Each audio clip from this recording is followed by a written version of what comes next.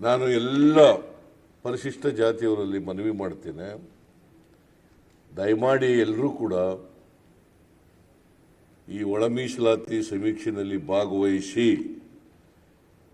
ಗಣತಿದಾರರು ನೀವು ಬಂದಾಗ, ಎನ್ಯುಮರೇಟರ್ಸ್ ಬಂದಾಗ ಮಾಹಿತಿಯನ್ನು ಕೊಡಿ.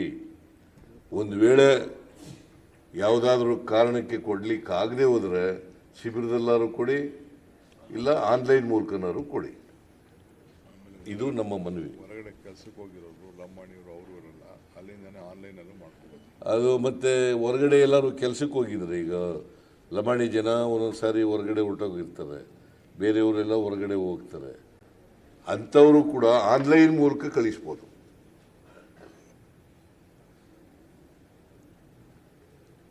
ಯಾರೇ ಆದರೂ ಕೂಡ ಮನೇಲಿ ಇಲ್ಲದೆ ಹೋದರೆ, ಹೊರಗಡೆ ಹೋಗಿದ್ರೆ ಶಿಬಿರದಲ್ಲಾರು ಬಂದು ಹೇಳ್ಬೋದು, ಇಲ್ಲದೆ ಹೋದರೆ ಆನ್ಲೈನ್ ಮೂಲಕನಾರು ಕೊಡ್ಬೋದು. ಸಮಾಜದ ಸಂಘಟನೆಗಳು ಆಕ್ಟಿವ್ ಆಗಬೇಕು.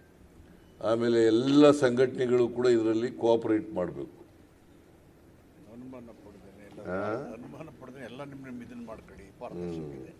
ಆಮೇಲೆ ಯಾರು ಕೂಡ ಇದರಲ್ಲಿ